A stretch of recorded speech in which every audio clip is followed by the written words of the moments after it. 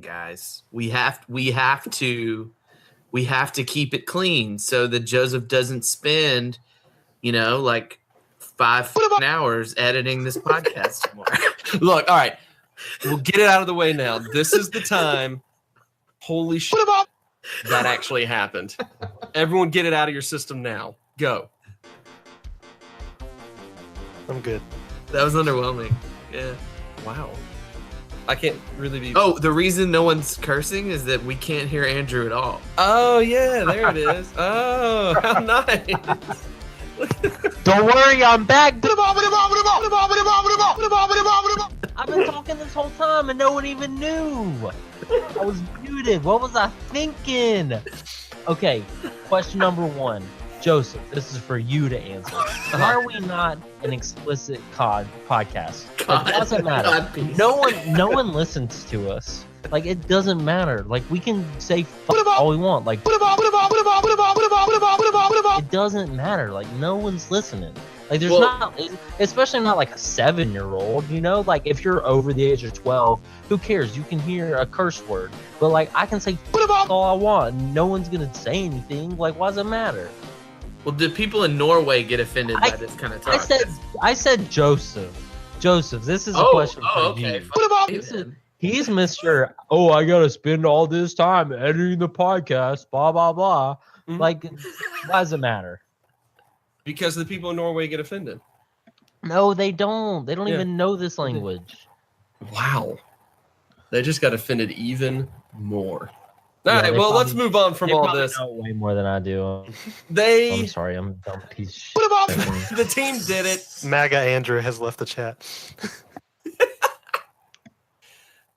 The team did it. They needed 4 goals. They got 4 goals. I'm still dumbfounded by this, but Liverpool has advanced 4-0, 4-3 on aggregate. We're going to the Champions League final. Again. This is ridiculous. All right. Oh, boy. Let's run down the line here. We'll do it in a classic alphabetical order. What was your reaction? That's me. To the game winner, the surprise corner to go up 4-0. Andrew, start us off here. What's your reaction there? Tell me about what you were doing at the time, how you were watching, how you responded. So at work, there's multiple different floors where I work. I will not name where I work, though. I work with a finance. I sit at a finance team. My team isn't part of finance, and they are all absolutely silent. And I was dying out laughing at it. Everyone was watching me, and I yelled at the guy sitting next to me, and I hope no one heard it. I said, "What the fuck was Barcelona doing?" Did he have an answer?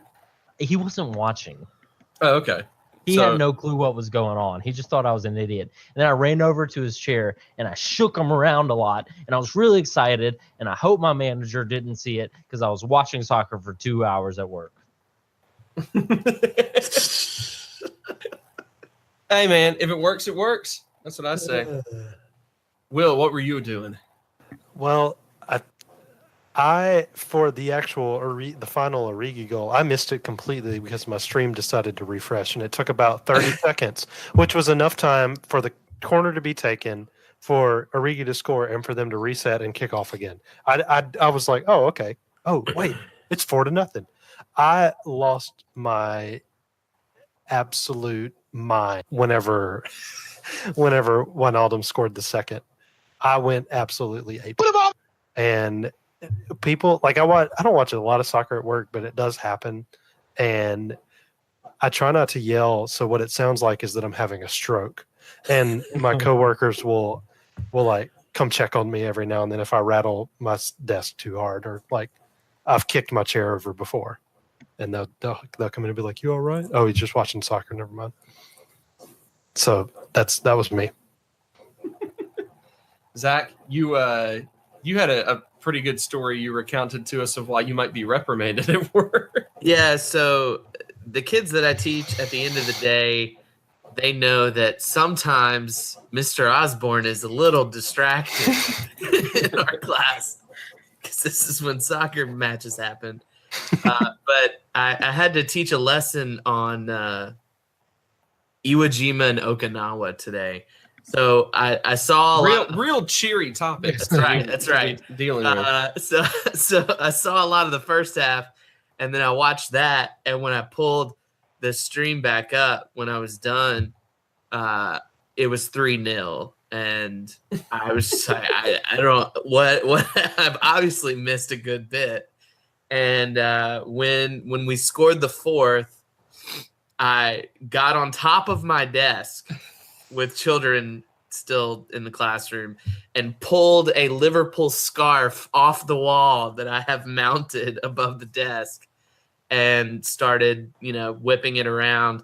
And then when we won, walked into the hallway. This was right at dismissal, so the hallway was filled with children, and just stood in the middle of the hallway with the scarf above my head singing "You'll Never Walk Alone" while children pulled out their phones and probably had me all over Snapchat. As well they should. But I'm an invaluable asset to the team at our award-winning public high school, so I think I'm good. You specifically are an award-winning educator at said school. Yeah, I'm the only one. Everyone else sucks. No, I'm just kidding. No. They instituted a Teacher of the Year award, and you've won it every single time since then. Yeah, so. As long as I'm there. He is a star teacher. Ooh. Wow. Technically, that's last year, Will. My reign has ended. My company awarded Zach the Star Teacher Award, and that was not rigged at all, I promise. Did you have anything at all to do with that? No. Maybe a little. Maybe. Well, I actually, I pretty much was done with work and could have left around the time, the second half was starting. But obviously didn't want to miss a second at all. So I just sat there at work in an empty building with all the lights turned off downstairs and just streaming it on my computer, keeping up with it. The fourth goal, it was kind of like the stream didn't break up for me, Will, but it was, I did look down for a second to put something away and look back up, and there was a fourth goal on the score sheet. And I was like, what happened? So similar thing there, but unbelievable performance, just absolutely unbelievable. I don't know if anyone could have really. I know we all hoped, and I feel like Will was the only one of the podcast who actually at any point in time said he felt like it could happen. Surprise. The rest of us are all just kind of like, well, you had a good run. Oh, well. But that was just, this is something that we talked about for decades. This is a comeback that will be talked about for decades. Andrew, your reaction to this performance, what worked for Liverpool? What did we do so well? When you watch this match, what just stood out to you? I think what really worked in this match, which I don't think we'd ever get away with at Barcelona, is incoming bleep. We beat the shit out of them throughout the whole match. I mean, we were all over them, hard tackles. We wouldn't let them start up anything, and they really didn't. I mean, they had some great chances throughout, but they didn't look like they were on the front foot at all at any point in time. And this was a team where after we lost 3-0, I was like, this is the best team in the world that we just played, and they beat us 3-0. So let that speak for itself. Could we be that team? Who knows? I mean, the only team keeping us from that is Man City, and they can't perform in Europe. Right. This is, I mean, we have such a great European legacy, and this is just yet another accomplishment to add to that list.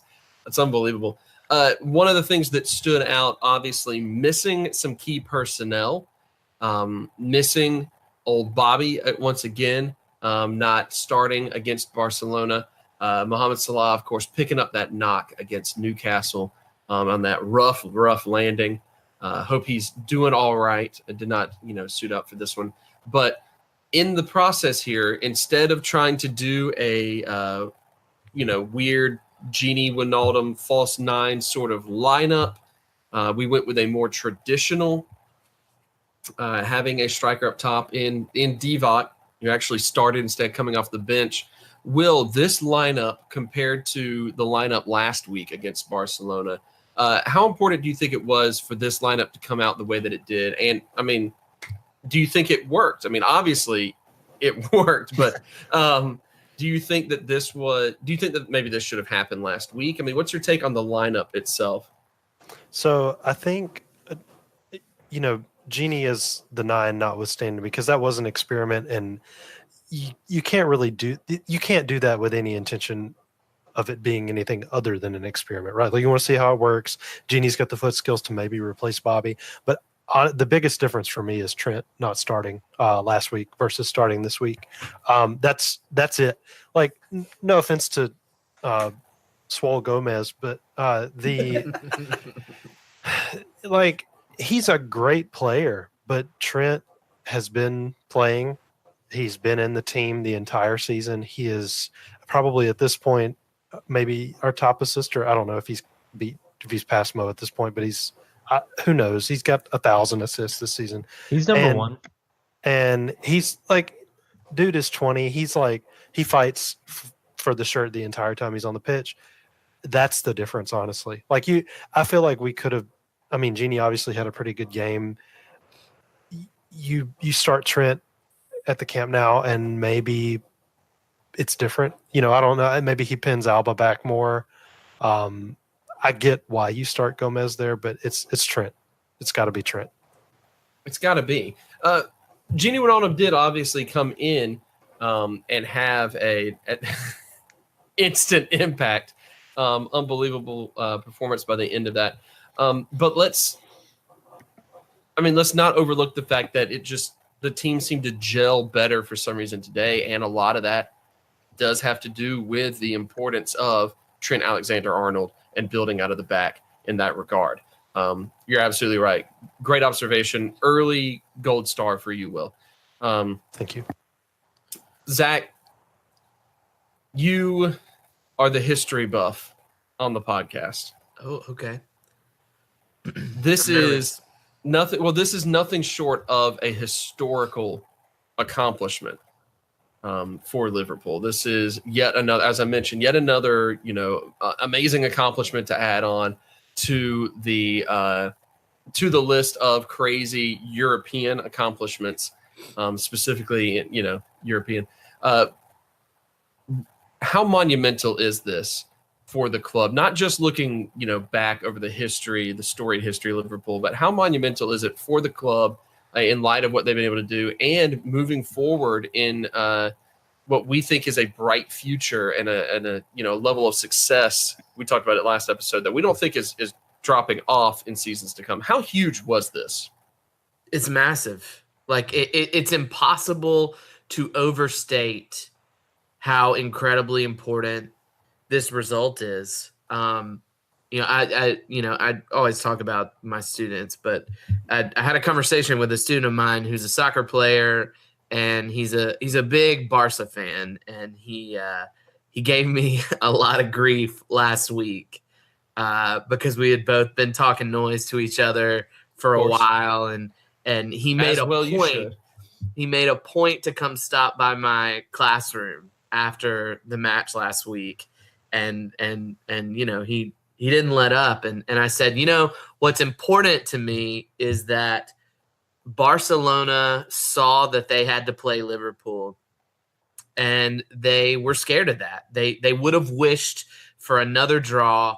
Liverpool was a scary team, and I think when I initially made that assessment, it was kind of conceding the point that Barcelona is still by default the better team than Liverpool, and sort of the best we could hope for is to be potentially a team to give Barca trouble and to scare them along their way to win their expected Champions League. Yeah. And what we've done with this result is we've totally upended that narrative and just reminded everyone, and I think reinforced what a lot of people have been starting to understand watching Liverpool this season. We really might be the best team in the world. It's not just a chant. It's not just sort of this fun, cheeky thing that Liverpool fans like to sing on certain special nights at Anfield. Like, it really could be true. On our day, who's a better team? I don't care if City wins the league. I think you can easily build a case and you can stand confidently behind the idea that Liverpool is the best football team in the world right now. And I think anyone who watched the match today would understand that is a completely legitimate point of view. That feels amazing. This team loves each other. They love their manager. Anfield is a fortress. It's all real. It's all magic. Like, it's not hyperbole, you know? It's not hyperbole. Like, we are living in a special era, and we need to recognize that regardless of how the rest of this season plays out, we are witnessing greatness. We are a part of something incredible. We got to just appreciate it. Oh, it's unbelievable. And we've been talking for a couple of weeks now about, coming to grips with and appreciating what the team has done as a whole, even if they end up being second place in the league, how this is, the best second place team ever. We have to then right now say, okay, wow, like, we were trying to come to grips with some of the negatives, and then one of the biggest positives that could possibly happens. And now we have to come, we have to recognize once again this, okay, maybe in England, in the English play, this is an unlucky team that ran up against, just a City squad that just gets points all the time. But they just accomplished something that I think everyone had written them off on. I mean, I had, I had said, okay, that was great, but guess we're done with it now. Unbelievable. This is going to be a squad, not just a performance, but a squad that we look at for decades now and reminisce about, oh my gosh, do you remember that Champions League semi against Barcelona? Like, we're going to be, talking to our grandkids one day and be like, guys, I once sat in a empty school auditorium and streamed this incredible match on a laptop. Can I just interject? I know I just monologued for a while, but you waxed poetic. It was good. Yeah. I mean, do you really think the scene that we saw after the final whistle, do you think you see that kind of moment very often in sports? I was tempted to say anywhere else in sports right now.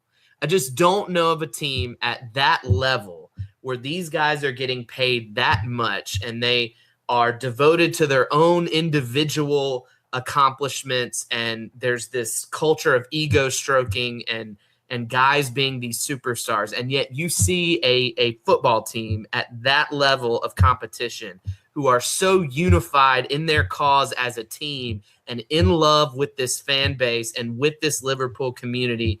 I don't think you see that moment anywhere else in sport at that level of competition right now. The only thing that I think is even remotely close is college football. American, well, nobody else has college football. College football, when they storm the field or tear down the goalpost after a big game, is the only time I think it gets even remotely close. There's nothing like that in American professional sports at all. And really, I don't know enough about rugby and stuff, but I mean, it's unprecedented. There's nothing else like it. You might see it in New Zealand. No, that's what it college football, especially here in the South, is more of a religion than professional sports are in America. And so that's the only reason that I would say, yeah, that comparison, pops into my head as well. I think the difference there is that you don't hear people saying something else is a religion somewhere else other than college football in the South. You don't see that. I mean, I think you see it in college basketball. Sometimes you see it in college sports, but that's because there's a unified reason why they're all together. And with other teams, there's a lot of people who, let's say in football, this isn't true by any stretch, any means at all. But what if I said I love Tom Brady, so I just like the Patriots? You know, that's a big deal. But like the way that Liverpool all comes together and the players are almost playing for the fans after the game. They're saying thank you. It's like a whole thing where they're all agreeing this is amazing that I get to play this game and I have these fans who want to be here and want to be with us and enjoy this moment in time rather than let's do it for the history books. It's like, let's do this right now and let's all be together and have this thing that we do together. Yeah. I mean, I was going to say that the only other like sport that has almost a religious, following and connection that I could think of is soccer across the world. I mean, there's a reason why it is such a widespread game. It has the religious type following to it. And that's, I mean, you have, you have fans that sit up there and sing songs about players in unison, like their hymns, worship service, it really is like that. And I think when you have that creep into sports, it is a unifying factor, not just from like a fandom standpoint, but turns it into a little bit of this is a family thing for us. I know family thing is kind of something that gets thrown around a lot in college football circles, and you see it just as much in the pub in England on a match day as you would anywhere else. It's just there's nothing like it. There's nothing like that sort of thing. Stay tuned for the end of the season when You'll Never Talk Alone will be releasing its first annual thesis. It's like we're getting pretty highbrow here. This is my type of good sports podcast. It's good stuff. I'm all about the deep dives, man. All about the deep dives. Let's do the opposite of that and just kind of look at this particular match. Get away from kind of the emotions for a little bit here and look at the performances. Look at the numbers. I mean, for the most part, it ends up being, fairly even in possession. Barcelona has the edge there. I think most of that came from at the very end after we had taken the lead and Barca was just trying to, scrounge for something, some sort of, look at goal at all. But in all other categories, I mean, we were leading in shots on goal, corners and saves, so on and so forth. Is there anyone, there are obvious answers in the goal scorers, Divock, Jorginho, Wijnaldum, Trent Alexander-Arnold for sitting in that cross. But who else stands out as somebody? I'm going to go back to you, Andrew. Who else stands out as somebody that needs some, commendation after this victory? I guess after those three, you got to go with Allison. Boom. Yeah. Allison. What? 5 saves, 5 pretty good opportunities for Barcelona. Some amazing ones there at the very beginning of the first half. I guess at the beginning of the second half also, he just had 2 great saves there where, plenty of keepers would have missed him. If you aren't ready and you aren't on your A game, you might miss him. So you got to go with Allison there. Any other? Let's run down the list. Who else stands out as somebody, Will, that you think maybe didn't get the goals, but stands out? That didn't get the goals, have to be Henderson for sure. Mine was going to be somebody that did get the goals, but Henderson absolutely played his balls off tonight, and it was. I love Jordan Henderson. All 5 of you that listen to the podcast know I love Jordan Henderson, but he put. I hate to throw a captain's performance is such a cliche thing to describe the way somebody plays, but like he really went above and beyond tonight and was all over the pitch, throwing himself around, just really he was a part of, seemed like he was a part of everything, whether we were attacking or defending, he was there helping make a play. I thought he was phenomenal tonight. I love it. Zach, do you have anyone else, or is everyone taken by now? Well, I'm pretty sure no one's mentioned Allison yet.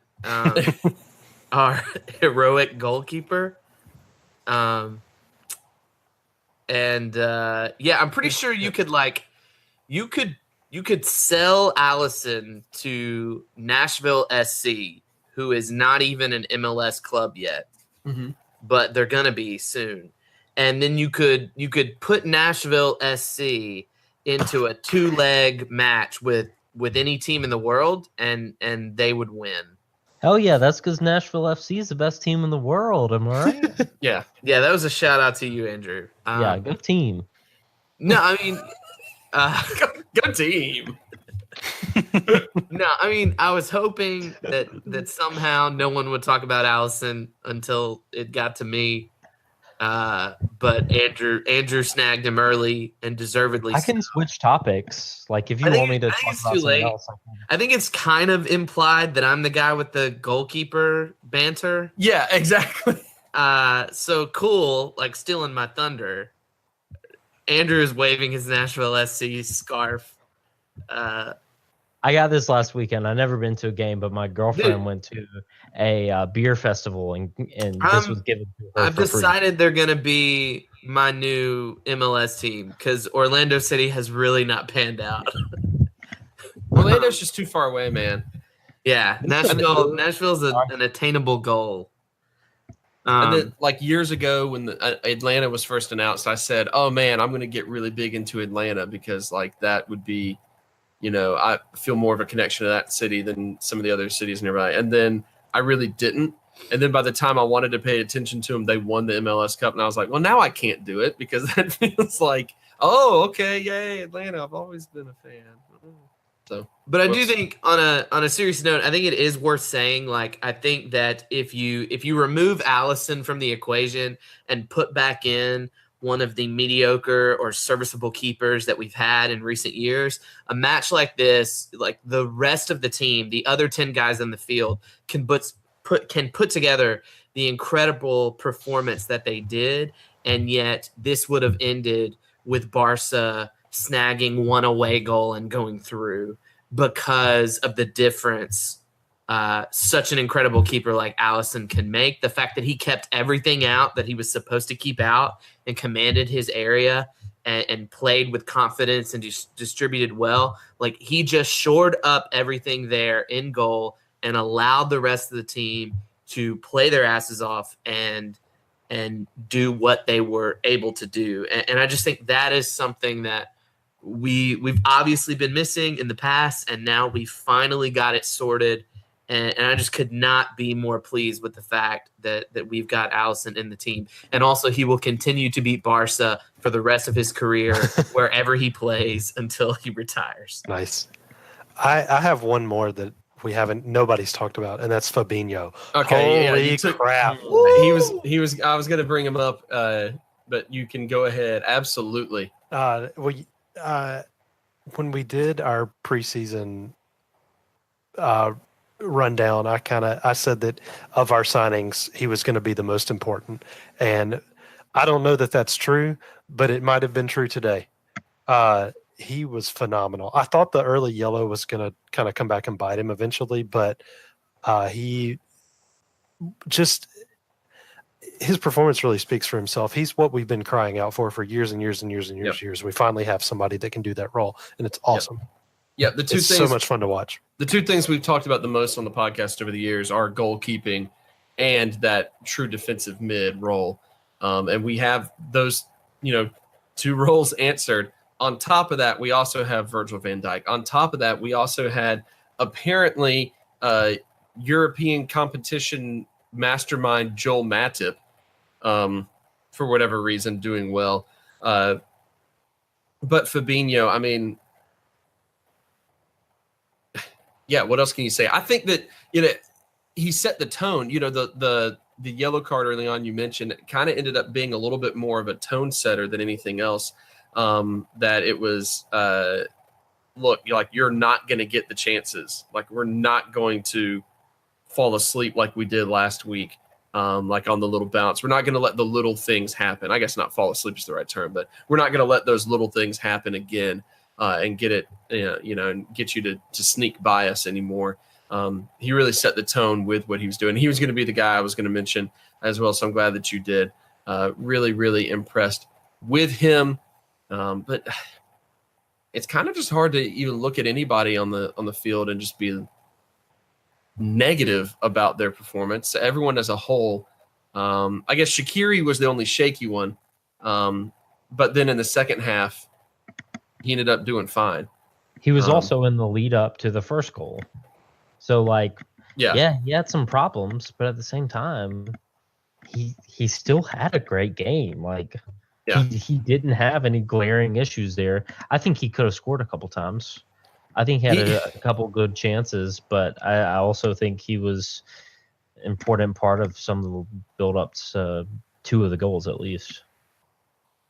Yeah, I mean, very early on, he had a moment to even take get a goal he missed himself. A chance. Yeah, he missed a chance at the very beginning before the first goal, but he was still in the lead up to the first goal. And then after that, he had some issues until half. But I thought the second half, he was actually a much better player. We are being joined in the conference call now by director of the Blair Witch Project, Alex Level, who is joining us. It looks like from a haunted parking garage on an amateur camcorder. Alex, how's it going, buddy? You pretty much described it exactly. I am being chased by ghosts, and there's no parking spots. You sound like you're being chased by ghosts right now. How great is the sound quality? Terrible. It's pretty thin. That's how I would describe it, being a professional sound engineer. But it's serviceable. Alex, give us your opinions here. We've talked a lot at this point about the match. I'm pretty late. You don't have to. Okay. Goodbye. Yeah, I think we've got a little too much. We got a little too much Robo Alex for this to actually work out, I think. So we'll have to wait until Alex is back inside. Sorry, Alex. I've got a question for everyone. Did anyone watch the what is the the Roger Bennett TV show, or maybe it wasn't Roger. It's called The Men in Blazers. No, the When I'm Liverpool or whatever. Yes. TV show. So this whole game, all I could think about was when Kara was talking about Istanbul, and he's talking about coming back in the second half, and he's like, yeah, after the third goal, halftime goes in, I think we have no chance. We have no chance at all. And then, you score the first goal and we're playing it, and, it was just a great header from Gerrard and we're all really excited. But you think, okay, maybe we'll at least not be, embarrassed by this game. And then the second goal goes in and you're down one and you just know what's going to happen. You just know this is it. It's about to happen. They're on the back heel. We're about to score again. We're going to win this game. It was almost the same way with that first goal. You thought, okay, got a little bit of hope. We scored the second goal and it's okay. We are going to win this. This is going in. And then right after that, score again 2-3 minutes later. And it's this is it. Barcelona has no chance. They're not on this. They're not playing very well. They can't get anything forward. All they're doing is just hoping they can get through this game. Yep. Did y'all notice they had the Istanbul highlight package ready to go in the chance that we pulled it off? They knew what they were doing. Oh yeah. It's it's either going to be, just a series of Lionel Messi highlights and a narrative about, his promise to win the Champions League for fans, or it's going to be Istanbul highlights. They had both things readied up. I guarantee you. You're right. What were you about to say, Will? I was gonna say they showed the Roma package about 4 times too from last season. The upset, even like right after the game, like right before they cut to all our players in the line, they came back from commercial showing the Roma upset, and I'm like, what is it? What are you doing? This is so dumb. That's a whole different podcast, though. I could talk for 3 hours about Bleacher Report's Champions League coverage. And then Stu Holden, right after that, like the game ends, they end the "You'll Never Walk Alone" song, and Stu Holden's like, I mean, I would have looked at this and say, is this something Barcelona does? They keep having teams come back on them rather than saying like, wow, did you see this Liverpool team? Did you see what they just did? It's Barcelona has the best player in the world, maybe best player of all time, and they keep blowing these games. Right. I hate that narrative so much. I hate the because it happens all the time. I mean, I hate to mention college football again, but it happens all the time. Like in college football, it's never, oh, look at this team that wasn't expected to win being able to pull it out. It's always, my goodness, look at this favored team blowing it. Like the negativity makes the headlines. I can go on a thesis rant about this too, Zach, about the current state of sports journalism and how much it just sucks in general. But negativity gets the headlines, and so there's that aspect of like that. Finish up this performance, someone's going to go, oh man, this is just Barcelona. Could they not hold on to? And I hate it. It takes away from actual accomplishments so much. Alex is back now, actually back. Yes, That was chaos. okay. Alex, we have obviously we talked a whole lot, so I don't know how much more we really have to say, but we need to get your thoughts on the record here about what went on. Let's start because we're in a little bit more of a technical part of the podcast. Let's talk a little bit about the what went well.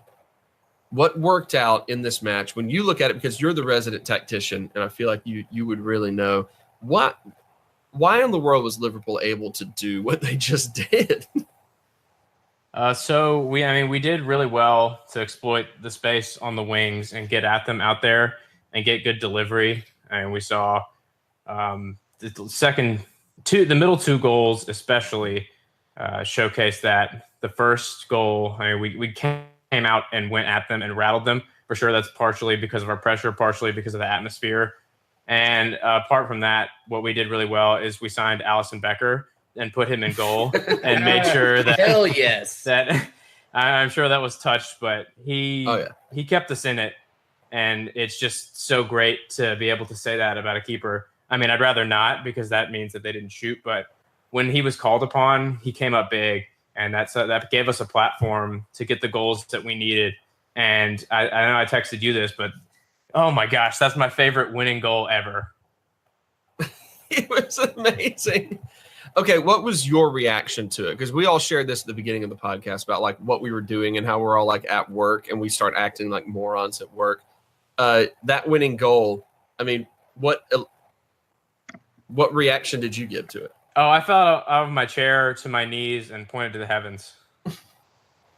Like you scored, like you celebrated by score, like you had just scored Like a goal. Is what you're Genie saying? did at the end of the match when they cut to him and he was doing that and then he just collapsed into tears. That was basically what I did. And then I had a meeting at 4. Did you knee slide into your meeting? I wish, but then I would have looked like I was wearing the pants that Mo was wearing today. Were you looking at your phone the whole time during the meeting? No, I was just super watching highlights. I was super fidgety and like breathing really weird, and nobody really said anything, but they could probably tell something was up. And I'm pretty sure I was really red because I had been running around in my office and just like fist pumping vigorously. I had to like go. I had a friend that was in town, or is in town, who lives out in California, and I hadn't seen him yet. And I had to go say hi to him real quick before going like off and running errands. And I felt so bad trying to say hi to them because I was still super shaky and really sweaty from like the nerves of it. So I was like, hey, give me a hug. And we just like stuck to each other. It was disgusting. So Yeah, definitely could not carry on much of a conversation or provide any meaningful input to the meeting. No. But I just kept smiling weirdly, and they probably thought I was about to like kill them all. Oh man.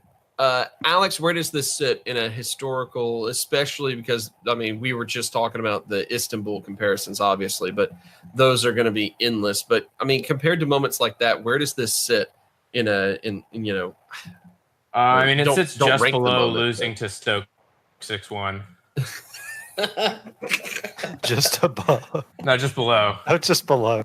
No. Alex has been muted.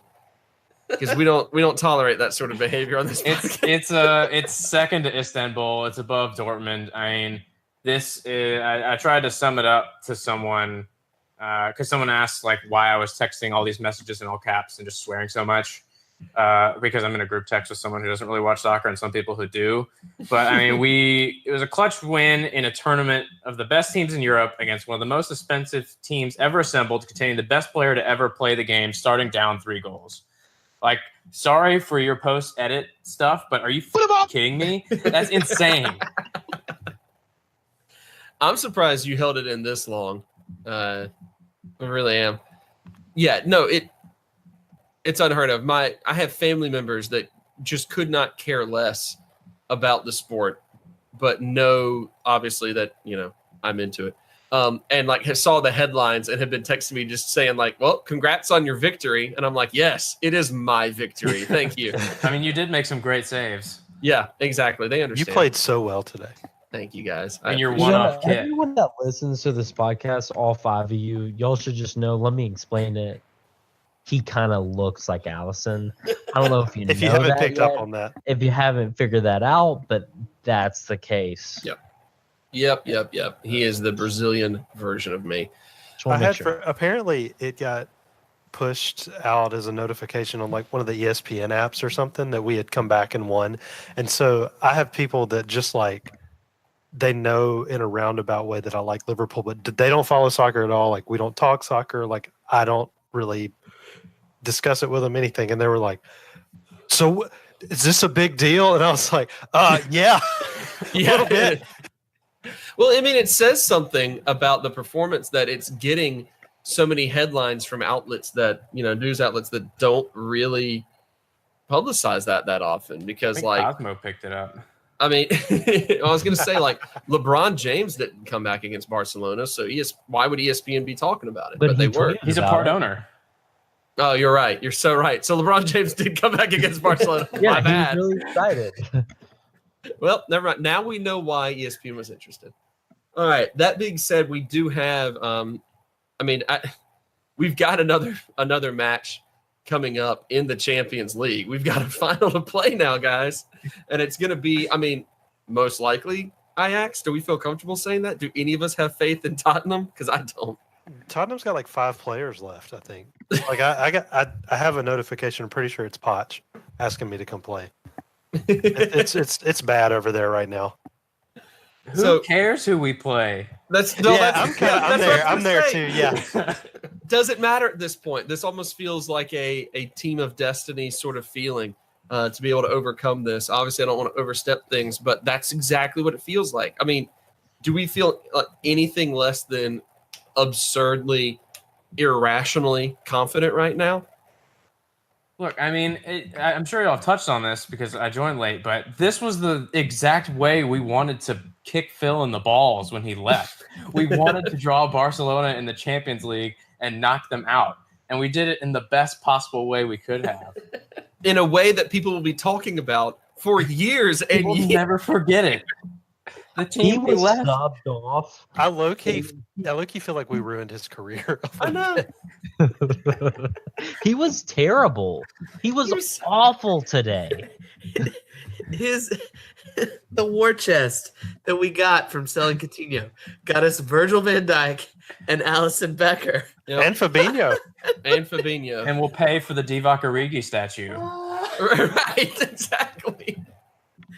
Legendary Divock Origi. Did we ever think that we were going to be in a situation in which Divock Origi would be Champions League hero for us? Nope. After he spent sees years on loan and making lists of like the worst players in Europe type of lists. Like he turns around and does this. It's amazing. Speaking of former players, I enjoyed the fact that Luis Suarez's comments after the game was that Barcelona defended like little kids. Hey, he really delivered on promising not to celebrate in front of the fans at Anfield. Not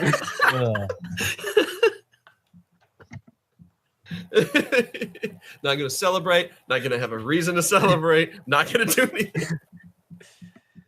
Oh, I love it. I love it. But yeah, at this point, I mean, just irrationally confident in what lies ahead. Now, that being said, if there was any team that I would have been afraid of in the competition, it's Ajax with the way they've been playing in the Champions League. Just kind of, I don't know, weirdly efficient. But at this point, I don't think it matters. I think they look at this result today, and I think that they try to blow it so that they don't have to face it. I think that they try to let Tottenham win so they don't have to deal with a title game against us. I think the biggest issue is Tottenham. If we played Tottenham after this game, I think Tottenham would look at it and say, there's no chance. I think Ajax can look at it and say, we can beat any team in the world right now on a good day. Mm-hmm. Yeah. I feel like Ajax said there was no chance like in the quarterfinals, and they're living on borrowed time a little bit. But they're so fun to watch. Nothing against Ajax, but like I feel really good about whoever we play in the final. It'll be if it's Ajax, it'll be a super game. If it's Spurs, it'll probably be a super game. But it's just we're there. I don't care. Bring it on. All three of these teams are like attacking teams that want to go forward. Yep. If we had been knocked out, I've got an Ajax scarf sitting right over here. I would have had that thing on. I would have pulled for them all the way because they're such a good Cinderella story in the tournament, and also one of the few clubs that I've actually watched in person and been to one of their matches. So there's that. But that being said, I can't wait to beat them. Hey, another team you've seen in person? Brighton and Hove Albion. You mean the team that's about to win us the Premier League title as well? Hell yeah. Divock. Send him over. Yeah, one game loan. Y'all, if we win the league and the Champions League, I'm getting a tattoo. I don't care. There's no way around it. There's no way around it. I have no confidence in Brighton. No, I don't either. Neither. No. It's not going to happen. Fan. 5-0, probably. Yeah, Brighton. Yeah, exactly. 5-0 Brighton. No, if Brighton ever got 5 goals in a game, ever, I think I'd get a tattoo. I love them. The only way it could happen is 0-0 or 1-1. Any other score line does not give us the result we need. No, there's not going to be a lot of goals scored in that game. Brighton is actually good defensively. They just don't have anyone that can do anything offensively, so they end up getting tired and giving up goals. They like I said, they can't score, so it's not like they're going to score it. Yeah, but anyway, we do have one more match in the Premier League, and since we're all here, we should probably preview that one just a little bit. It is the final game of the season for us in this very impressive, albeit kind of stained Premier League run. Coming up on Sunday, the conclusion against Wolves, who have been a fierce little team throughout the season. Let's talk a little bit about Alex. I'm going to turn over to you. Tell us a little bit about Wolves right now. They're sitting in 7th place, I believe. Yes, 7th place. They are right. They're the first team to be under 60 points on the table. All the other teams have gotten over 60. They're sitting down there. But they are they're not a bad team, just a team that never quite seemed to get it together this season. Tell us a little bit about them right now. Yeah, so I mean, they haven't really changed that much since we played them last time. They like to play on the counter. They play kind of a 3-5-2. Jota and Raul Jimenez running up the middle. They like to play those long balls to them, get their wing backs involved and send in crosses or hit right through the middle on faster counters. So they're a tough team, and they definitely play up or down to their opponent, although it's a testament to how bad Fulham are that Wolves are actually able to beat them, because Wolves can't beat anyone that's really bad. So this will not be a cakewalk, and surprisingly enough, we'll find out that there's more sweat left in our bodies to sweat out in this one, because it's going to come down to the wire. But we have all the tools that we need to beat them. We've shown today that we don't need Mo and Bobby to win, and we don't need Robertson for full 90 to win. Yeah. So I cannot even begin to fathom how many endorphins and how much confidence this team has right now, considering they believed more than anyone else that they could do this. And now to have that proven out, surely they'll feel invincible. And even though things are against them, the league could still be on. They're feeling it. City probably watched this and was thinking, you've got to be kidding me. So I don't know. I think we win. I don't think this will be easy, but I think we'll win fairly comfortably. So we'll do our part and hope that everything else goes our way. All right, Andrew, going into this matchup, obviously there's it's simultaneously a strange, there's a lot riding on it, but there's also not that much riding on it sort of match, because the title itself out of Liverpool's hands. Obviously, you have to win if you want to continue to have a chance for that title. But also, like, if you lose, you're not going to drop out of second place. You still put together, 23 more points than Chelsea has in third place. When you look at this match, I mean, what do you want to see out of the team? Are you going to be – I don't know. How do you feel emotionally? That's really the question. How do you feel emotionally about such a strange matchup with weird implications on it, Andrew? I mean, you've got to be proud of the team. I think a lot of the players have looked at it already, and they're in the same spot as us. Like, great, let's let Man City go out. Hopefully they lose. They most likely are going to win by at least 2 goals. If something happens and we win, awesome. But I think everyone's going to have their head up high, including myself, and just say this is a great season. We still have the Champions League left.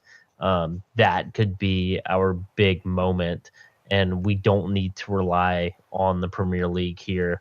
Let's just go out and do our job and win this game. There's no need to be upset. I mean, I see the reasoning. You didn't win the Premier League. You were the 3rd best team in the league of all time. But at the same time, you're going to the Champions League final. You still have everything to play for. Does this this result today kind of lessen the blow a little bit to you, Zach? I'm going to ask Zach this question because I have a specific question for Will. Yeah, I think absolutely it does. I think the consolation this weekend, if City lifts the trophy, is that in a couple weeks we will be in the match that they wish they were in. That I've wanted the league more than anything else for quite some time as a fan, even more than another Champions League. But at the end of the day, I can be proud of the fact that we are going to be in the most important match that a club team can be in, and Man City will not be there. And that's it. That's how it is. And we're the best team in the world. Absolutely. All right, Will, got a specific question for you. You've said a few times now that you still feel like one of the 2 teams is going to drop points. We're going into the final weekend. Are you still feeling that at all? I haven't even dared to let myself think about it. In the past 24 hours, honestly, from starting with Company's goal yesterday until right now, I've experienced every emotion. And at this point, who the hell knows what's going to happen? Glenn Murray masterclass aside, there's no way Brighton gets anything out of this game. And it's been a great run. I can't wait to watch with you guys as Jordan Henderson lifts the European Championship on June 1st. But I think the league is sewn up, unfortunately. I think here's a follow-up question. Who do you love more, Jordan Henderson or your own wife? Well, that's it for me, guys. She doesn't listen signing to out. this. No, she's one of the 5. The 5 listeners are all our significant others, just out of just being polite. All right, let's get some scoreline predictions then real quick, just because we feel like we have to on these. Well, we got one thing to do before that. Oh, you're so right. Do we need to play a little game here with the Wolves kits? I think we do. Oh, I think we do. Zach, what's the name of this segment here?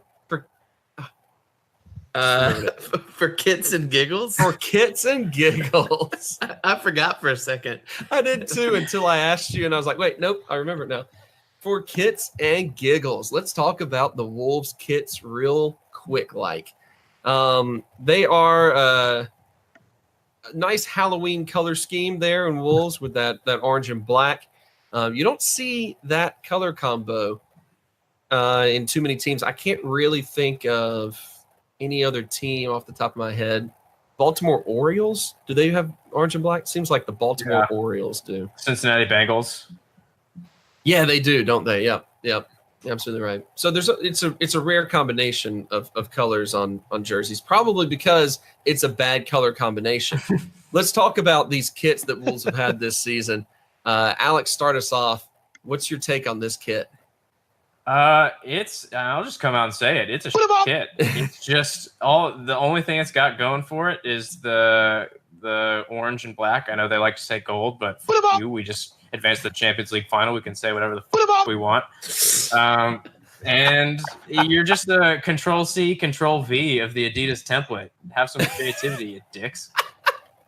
Control-C, Control-V.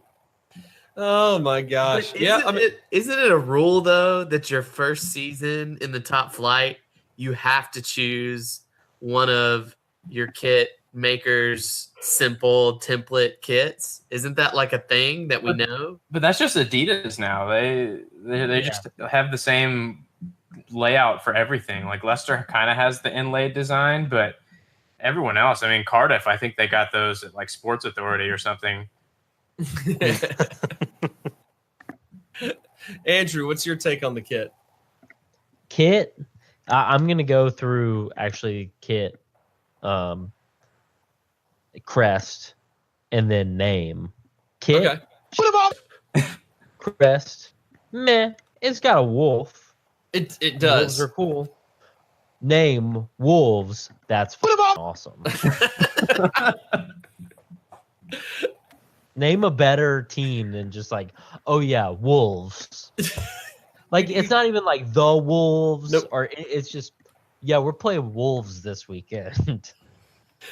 It's just it's not even like a mascot. It's just a general concept. Like we're just playing against the idea of there being wolves. Will, you with everyone else on this kit assessment? I'm right there. I feel like Andrew's really summed it all up for us in general. But Zach, any differing opinions?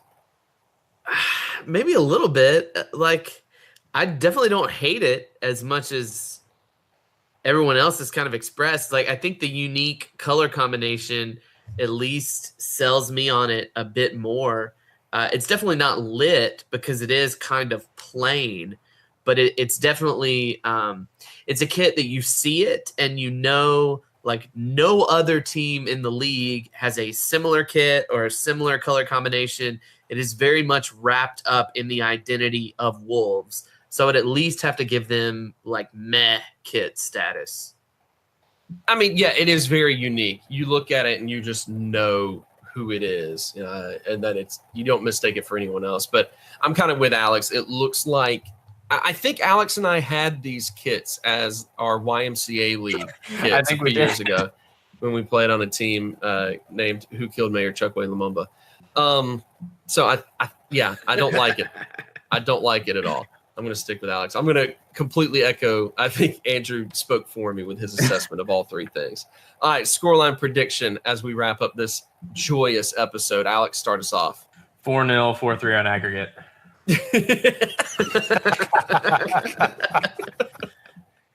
Andrew, what you got? He got muted again. Is what he got. I'm sorry, guys. I was really excited and I said something, but it's not as exciting anymore. I just said 80-0. Okay. All right. Sorry. No, we're gonna fucking win this 80-0. It doesn't matter. They're fucking wolves, but we're gonna come out here. We're gonna kick their ass. This episode will never see the light of day. No, I don't even know if I'm going to bother editing this thing. All right. Exactly. It's been a good conversation. Been a good conversation with friends, but I just don't know if I'm even going to release it. Will, what you got?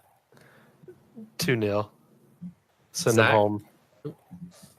Sorry, I didn't mean to cut you off, Will. That's on me, and I apologize. Rude. Zach? No, I'm going 2-0 as well. I'm gonna go 3-1. That's what we decided our customary podcast scoreline was for this season. And I'm going to stick with 3-1 just for old time's sake. I don't actually think that we're going to give up a goal, but 3-1. Whoo-wee. Well, this has been absolutely an astounding accomplishment for Liverpool. Quite a day. I mean, yeah, this is something that comes second to, probably only Istanbul. An accomplishment that has received, movies and documentaries and all this made about it so far. I can't wait to see what all we talk about, or how we talk about this particular match in the years to come. Quite an accomplishment. Let's wrap up this episode then with just a rousing rendition, all five of us, of singing "You'll Never Walk Alone." Zach, lead us off. No, God, no. I was just kidding. Instead, can I read this quote from the ESPN write-up? You know what? You absolutely can, and I don't even know what it is. That's going to be the end of the episode. You're going to love it. I'm just glad you found it. Zach. Anfield turns the men in red into superheroes when European glory is at stake, and Barca became the latest and greatest name on their lengthy list of victims.